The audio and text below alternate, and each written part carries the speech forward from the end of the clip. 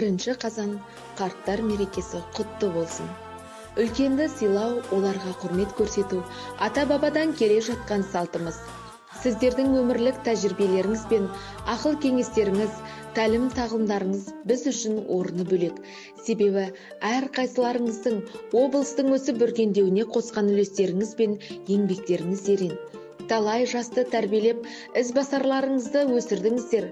Бүгін еңбектеріңіздің зейнетін көріп отырған шақта сіздер ұрпақтарыңызға игілік пен ізгіліктің, пайым парасаттың үлгісін танытудан жалыққан емессіздер.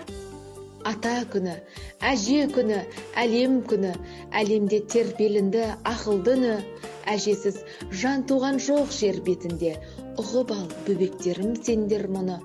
Ата, әже мерекелеріңіз құтты болсын, жанұяңызға тек қана шаттық толсын, немерелеріңіздің өнерін тамашалап, жүздеріңізге көтеріңкі көңіл толсын.